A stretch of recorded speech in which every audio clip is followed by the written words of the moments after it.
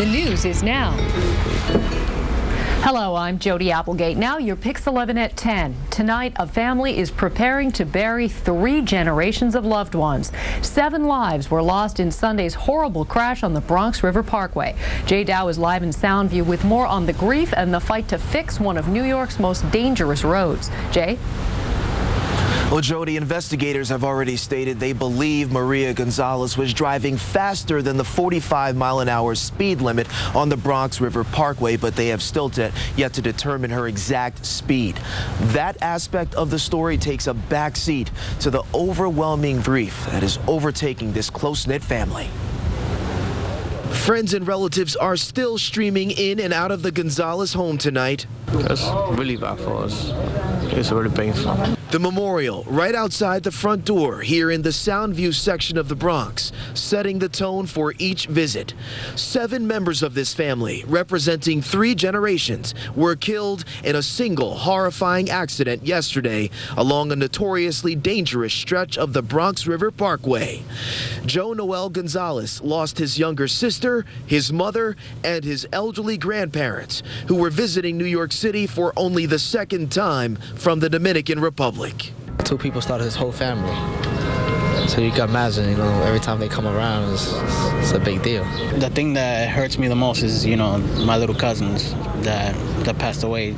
They didn't really have a chance in life, Investigators say 45-year-old Maria Gonzalez was driving their white Honda Pilot SUV when she somehow lost control and hit the tall center Jersey median before it barreled away from the barrier across 3 southbound lanes of traffic.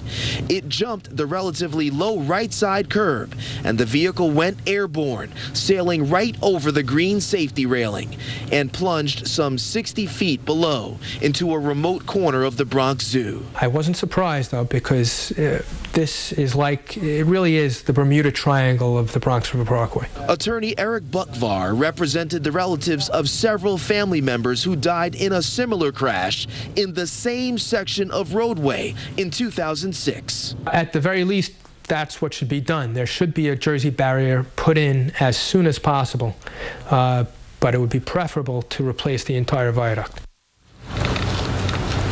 It's important to note that yet another vehicle crashed in a similar way over the guardrails last year. Both people in that vehicle survived, but it again raises the question of whether or not the guardrails on the right side of the roadway are too low. Back to the family here, there's a lot of concern about how they're going to pay for burying 7 people. There's a wake that's already been scheduled for this Thursday afternoon at 4 p.m. at Ortiz Funeral Home just down the road, and Maria Gonzalez's husband is a livery cab driver, and the New York State Federation of Taxi Drivers has stepped up to organize a memorial fund to try to help cover the funeral expenses. That number on the screen, if you are interested in finding out how to make a donation to that fund, is 917-686-1648, and the goal is to raise $100,000 to help cover the funeral expenses, again, for 7 members of this single family. We're live in the Soundview section of the Bronx tonight. Jay Dow, Pix 11 News.